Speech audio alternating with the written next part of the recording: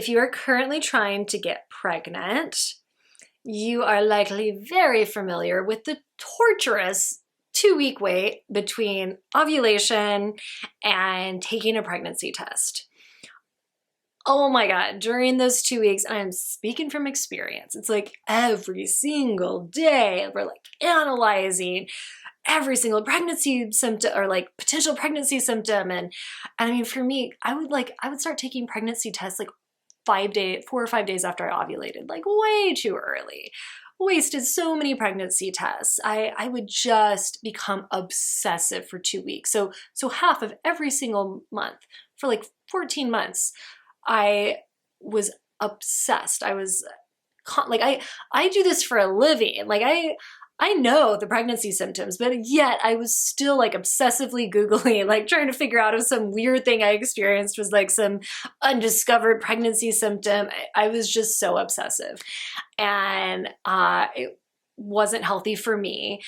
And for other women, I know it's just frustrating, it just doesn't feel good. So I thought it could be helpful to make a video about some tips for how to not obsess during that 2-week wait. And funny enough, the 1 month in the last 14 months when I finally like took a lot of this advice, I got pregnant. And I'm not saying that like, oh, you haven't been able to get pregnant because you haven't just like relaxed during those 2 weeks. Like that's a bunch of bullshit. Like who knows why the miracle of conception happens.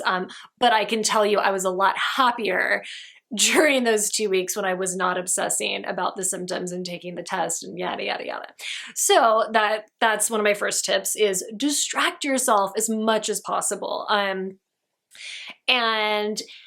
while most of us are just incredibly busy anyways, usually we like find plenty of time to obsess. And so I found that looking at like, okay, what's like some really cool, exciting project that I've been wanting to do, but I've just been like putting off. Use the 2-week wait. Use the time that you would have used to like Google pregnancy symptoms and like pee on sticks to start that project. Like for me, it was like decorating this condo we bought in Utah. It could be starting to write a book, doing like a painting, taking up hiking. I mean, whatever it is, learning photography, saying, okay, I'm going to use this time, the time that I would usually use to obsess, to do something productive, to do something that like I have control over. Cause that's one of the most frustrating things about that 2-week wait, right? Like there's nothing we can do. Standing on your head for 15 minutes every night, eating like kale and papaya. Like there's literally nothing that you can do really, with the exception of like abstaining from drugs and alcohol to increase your chances of conception. Like there's nothing we can do. So you might as well distract yourself. So use that time to distract yourself with this really amazing project or new hobby or whatever that you've been putting off. Pampering yourself as well. Like, girl, go get that massage. Bake like your favorite dessert. Do things that really make you feel good because you deserve it. All right. Next up on my list, don't take pregnancy tests. I know everybody says this and it's such an annoying tip, but it's so true because the thing is, a lot of times we take that pregnancy test way too early and it's negative, of course, because it's too early, and then we get disappointed. So we have all of these like mini disappointments before the day where the HCG would actually show up on a test. And so we put ourselves through all this unnecessary grief when we don't need to. And I know it's so hard. It takes so much willpower to not pee on this stick because we think like, well, maybe the HCG is there already and maybe I can get good news like 4 days early. And I totally get it because I was the queen of taking pregnancy tests too early. But if you can, wait until the first day after your missed period. Because both times actually when I got pregnant this summer and miscarried, but then when I got pregnant this time, I took a pregnancy test the day before my period was supposed to start and they were negative. Didn't take one the day my period started and then took one the day after my period was supposed to start and then it was positive. So, and that's typically the recommendation. Like if you can just wait for like 1 day after your period's supposed to start, then usually there's enough HCG in your system to give you a positive test. So if you can just hold on, just wait.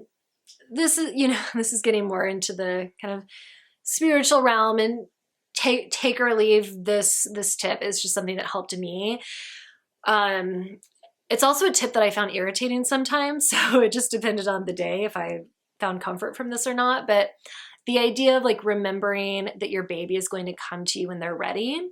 And this is so much easier to connect with like after you've gotten pregnant. You're like, oh yeah, like it really was just the perfect time for them to come. But of course, like it would have been great if they would have come like 7 months earlier. But if you connect with kind of the spiritual message behind that, like, okay, there's this little spirit out there and they know the right time to come. They have a reason for waiting, and just kind of like trusting that kind of divine cosmic timing, which might resonate with you. If it does, great. If it doesn't, just leave it.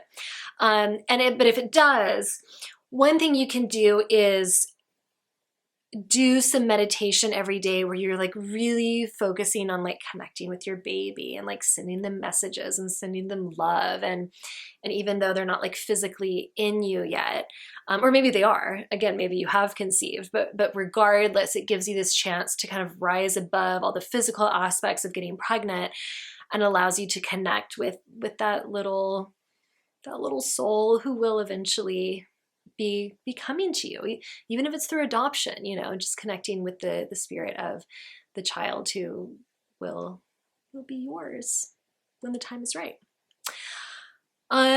Something else that I was so bad at is not, and I kind of already mentioned this, but not paying attention to what could be pregnancy symptoms, because it's like a cruel joke from the universe that so many pregnancy symptoms are almost identical to PMS symptoms.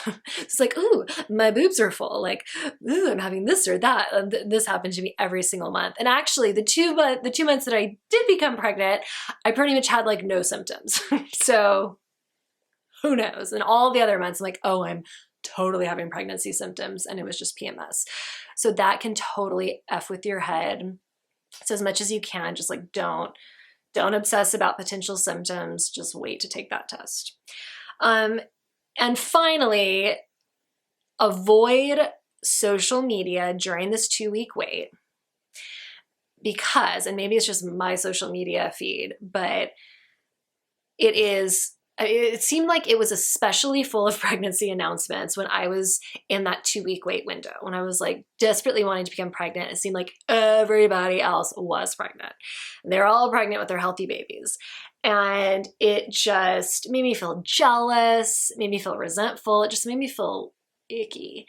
And like everybody else can get pregnant but me. So if you can, just avoid social media. Yeah, just avoid it. All right, if you have any other tips for anything that helped you during that 2-week wait between ovulation and taking the pregnancy test, let me know in the comments below.